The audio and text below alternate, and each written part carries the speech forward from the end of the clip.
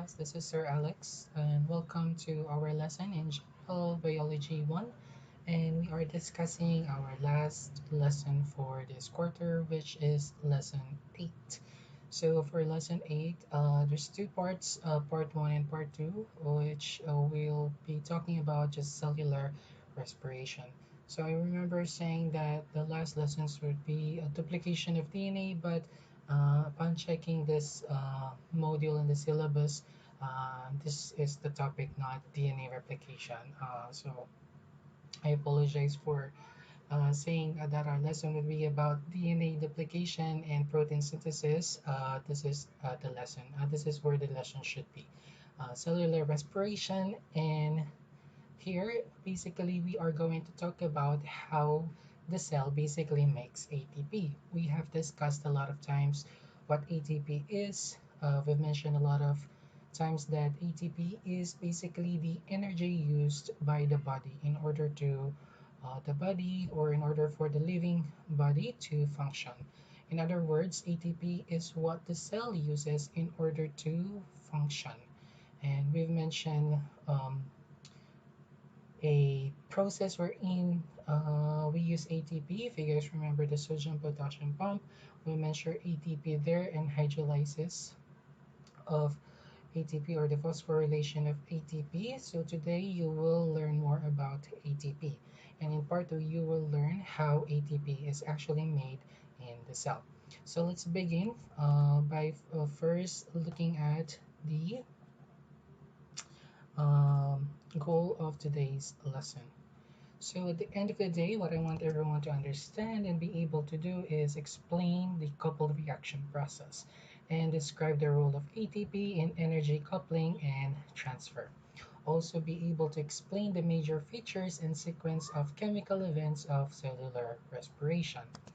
Moreover, be able to distinguish major features of glycolysis, Krebs cycle, electron transport system, and chemiosmosis. And lastly, be able to describe the reaction that produces and consume ATP. So before will be able to understand most of this, especially 2, 3, and 4, let's first understand what is ATP and what is energy coupling reaction. So ATP. So basically, like I mentioned, cells carry out a lot of important functions in our body.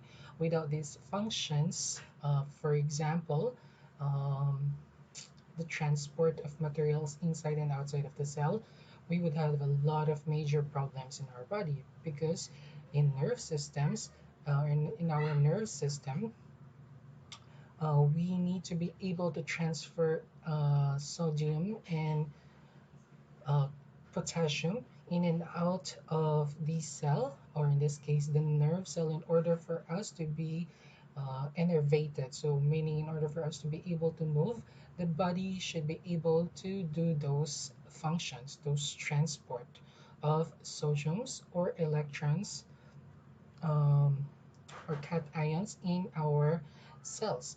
And the cell we're able to do this because of um, a lot of them they can do this because of ATP, because has a lot of function that can either be energetically favorable, meaning it releases energy. If you guys remember, when something releases energy, it has a negative enthalpy. From our discussion in chemistry, it means it's a spontaneous reaction, it happens on its own. While energetically unfavorable are those that absorb or requires energy. So what happens is that they are non-spontaneous. The enthalpy is positive. The Gibbs free energy is positive. I hope you guys remember Gibbs energy as well. It's the measurement of entropy and enthalpy to be able to identify whether a reaction is spontaneous or non-spontaneous. So having said that, a lot of the functions in the cell can either be energetically favorable or they are negative. They have a negative value of Gibbs free energy, or they are energetically unfavorable wherein they have positive Gibbs free energy. Energetically favorable, it's spontaneous, it happens on its own, while energetically unfavorable, it needs energy for it to continue happening. So, a lot of the energetically unfavorable process within the cells that are very important, as for example, like we discussed in the sodium potassium pump, that is an example of energetically unfavorable reaction. We have to use some form of energy to pay. Now, you can like imagine it to pay for that reaction to happen. And the energy used is comes from ATP. So what is ATP? ATP or adenosine triphosphate is basically you can think of the energy currency in the cell. So this is an example of what an ATP looks like. So this right here. So ATP, this is an ADP right here, and this is an ATP. So later we'll discuss what the difference is. Basically, ATP is a RNA nucleotide. I hope you guys remembered nucleotide from our previous discussion of macromolecules. So a nucleotide is a monomer of can be a DNA or an RNA, and it contains, in this case, our ATP has a ribose. A ribose is a 5-carbon sugar.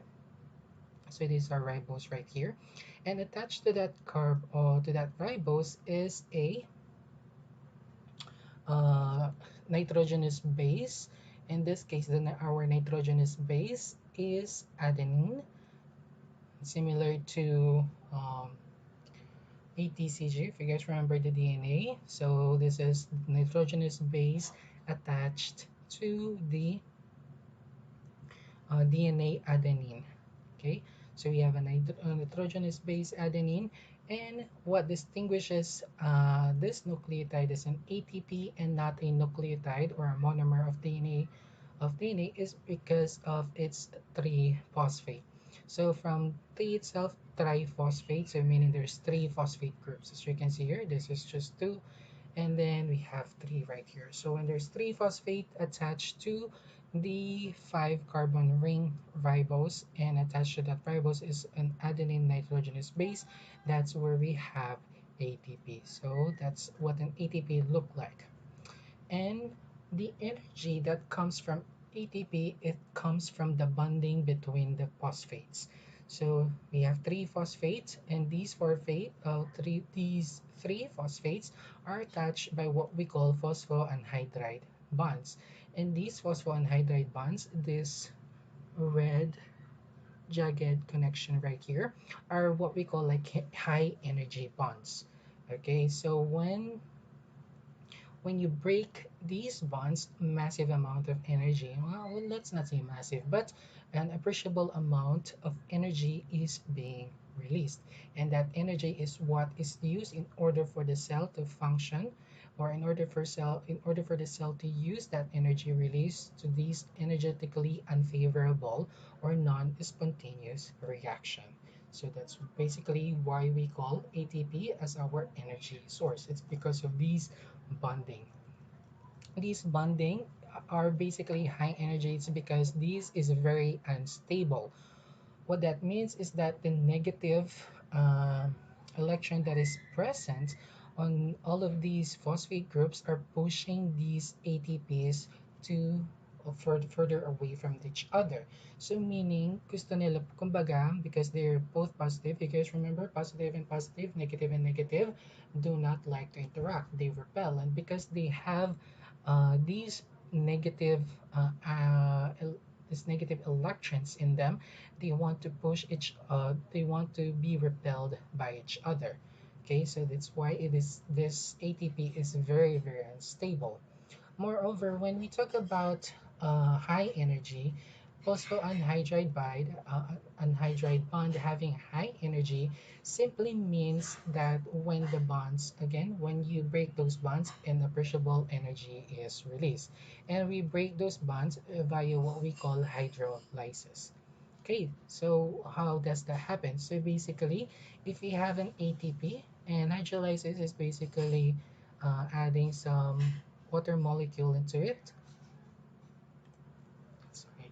Okay, so we can break these bonds via what we call hydrolysis. Hydrolysis is basically having these water, so adding a molecule of water and breaking those bond. So when we break bond, phosphate bond, From ATP, what we are left is an ADP. ADP is basically adenosine diphosphate, so meaning this only has two phosphate. And then we have this phosphate group right here. And when that breaks, there is an energy released. That's why we have an energy here.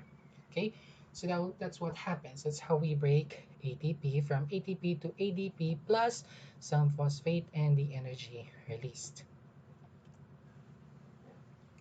Moreover, okay, so one thing that is important to remember though is that ATP or hydrolysis of ATP is reversible, meaning, as you can see here, if you guys remember in our chemistry, this is a reversible reaction because we have double-headed arrow, meaning it can go either forward or it can go either backward.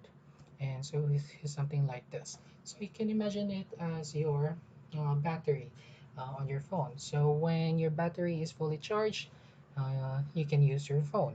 Same thing if there is three phosphate group available, means we have ATP, it is fully charged. And when we use that ATP and apply it via hydrolysis or phosphorylation, which what we do in our protein in sodium potassium pump, that ATP breaks down into ADP, so 2 phosphate and the carbon ribose, sugar ribose, and the nitrogenous base adenine here, and then we have the phosphate, and then energy is released. And when that energy is released, the energy is used, meaning this two doesn't have energy anymore, it's a dead battery. So what you want to do is you want to change it, charge it, and you charge it by basically releasing, or for it to, needs to absorb. If this here releases energy, here it needs to absorb energy in order for you for these to react. You guys remember the energy curve? If you guys remember the energy curve, when we are talking about catalyst, wherein you have the activation energy. So when this keeps bumping and the bump at enough or hard enough at the proper orientation, they can react and they can mix. And that actually requires a lot of energy because it requires a lot of energy to move up the activation energy. But when that happens, these two bonds together, there is a stored energy in those bonds. You may also ask, but if these phosphoanhydride bonds are high energy, can we use ADP as another source of energy? Actually, you can. ADP can even break down to AMP, or adenosine monophosphate. What that means is we use the energy stored here, this bonding of these two phosphate, to again use this ADP as a form of energy source. And a lot of cell processes or function actually does that, but most, or in general, they have to use ADP. But yeah, you can use ADP and to create AMP and basically another phosphate group. But again, it's reversible. You can go back from AMP to ADP and then from ADP to ATP. Okay, so just remember that it's reversible. So the question is, how much energy is released? So in order to measure this, we have to look at Gibbs free energy. Remember, in Gibbs free energy, it's a standard measurement of the energy wherein we have 1 mole of substance. So we have basically 1 mole of ATP under 25 degrees Celsius at 1 atmospheric pressure. Under that certain condition, or under that standard condition, the energy released when this breaks down from ATP breaks down to ADP to phosphate group is basically negative 30.5 kilojoules per mole. This is the amount of energy released under standard condition. But the delta G under non-standard condition, as you can see, is actually like almost double the energy. Okay, so in a lot of cell functioning, a lot of them are actually not in standard measurement. A lot of them are in non-standard measurement, which means the amount of energy released in from our ATP is about 60 kilojoules per mole, and that energy is sufficient in order for the cell to use that energy to a lot of its function. So the energy released in ATP via hydrolysis is used in what we call reaction coupling. So how does the cell use this energy to further a lot of its reaction? One of the way that they use the energy, this energy released from breaking down or from hydrolysis of ATP, is in what we call reaction coupling. So what is reaction coupling? Reaction coupling is basically a strategy used by the cell wherein the energetically favorable reaction, which is ATP hydrolysis, it is energy favorable because it is spontaneous.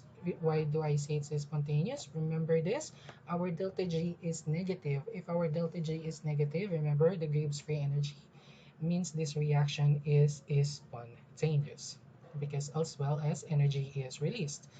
So the reaction coupling is basically the cell using this favorable or this spontaneous reaction and link it, that's why the term couple, with a reaction that is not energetically favorable. So linking this ATP hydrolysis, which is spontaneous or energetically favorable, to another reaction which is energetically unfavorable or non-spontaneous. Non-spontaneous reaction, because remember, favors the reactant. It doesn't want to go to the product. But what we want is to create the product.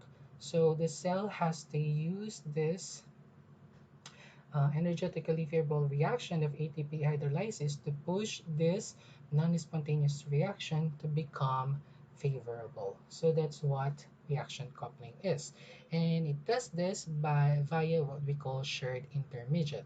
Shared intermediate is basically when a product of reactant, in this case the product of reactant in ATP hydrolysis is that PI, that phosphate, that energy in the phosphate, is used as a reactant in the second part of the reaction. So this is kind of like what it looks like.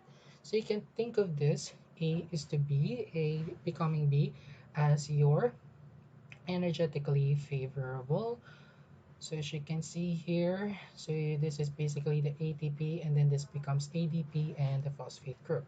And what happens is that this phosphate group is used, this product here becomes a reactant in the second reaction. And this product here is what pushes, or this reactant here, which is the product of the first reaction, is what pushes the second reaction to create the product. So in the end, you have this equation right here, and then the energy release is basically the sum of the delta Gibbs, the change in the free energy for this reaction. So one clear example of reaction coupling is when the body makes sucrose. So the formation of sucrose, from our discussion in macromolecules, sucrose is basically a combination of glucose and fructose. It's a disaccharide. Again, it's a combination of glucose, which is a simple sugar, and fructose, which is a sugar coming from fruits. So in order to make sucrose, or basically table sugar, so this is one way to make table sugar, what we have to do is create a reaction coupling, because this uncoupled reaction right here is actually very unfavorable. It doesn't want to proceed to the formation of sucrose. So what, for example, the manufacturer of sucrose does, or what the manufacturer of table sugar does is, or in this case, in our body, in order to create sucrose, or, or let's say, yeah, in order to create sucrose is they use the energy stored in ATP. So you have a reaction between glucose and ATP wherein the ATP breaks and that phosphate from ATP attaches to glucose. This is what we call like an shared intermediate. This becomes an intermediate.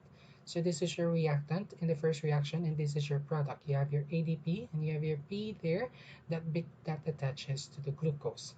What happens to glucose then is it becomes really unstable because this phosphate group is this combination of these two is very favorable. One, because this is a massive molecule and this has a negative electron into it, so they want to push each other away. So what happens is this unstable glucose P reacts to fructose, wherein because this sucrose right here is actually more stable than glucose P. So when these two react, basically glucose releases P and attaches to fructose and P is released. So it's kind of like what happens here. So you have your glucose and ATP, and then your product is basically the glucose P. And in the second reaction, it uses that glucose P, which is the product of the first reaction, in order to create your product. So this is kind of like what happens. So you have your glucose plus fructose, and making sucrose is very non-spontaneous. That's why we have positive delta G here. Positive delta G means it favors the reactant. They don't want to go to sucrose. But ATP hydrolysis is, like I mentioned, it releases at standard condition. It releases negative 30 kilojoules per molecule, which means this is spontaneous. It favors the product. This favors the reactant and this favors the product. But if you combine the two, as you can see, our delta G becomes negative. So overall delta G of these two reactions, when you combine them, is negative. And negative delta G, if you guys remember, are a spontaneous reaction. So what happens is that if you added glucose plus fructose, and you used ATP, the energy in ATP, you can make the sucrose. Again, you can do this because, as you can see, it becomes energetically favorable. So that's what energy coupling is, using an energetically favorable reaction or a spontaneous reaction and use it in a non-spontaneous reaction to make this non-spontaneous reaction a spontaneous reaction. So we have delta G right there. So this is what happens in reaction coupling. Another way that this is used is the case of electron potassium pump, or not electron, sodium potassium pump. So the attachment of the phosphate group on the protein makes the protein unstable and denaturates. It changes its shape, releasing that sodium out, and then when the sodium is out, it, it goes back to its original position. So it's basically the same process that is happening in sodium potassium pump, what is happening in this situation. So this is how the cell uses the energy stored in ATP in a lot of its reaction. This is just one example. There are other ways as well. But that is basically the lesson for today. And our next lesson, we are going to talk, basically today we talk on how the cell uses ATP as a energy source. Our next lesson on Thursday is basically a discussion on how the cell makes ATP. So if you guys have any question about this, do not hesitate to message me, and you guys have a great day.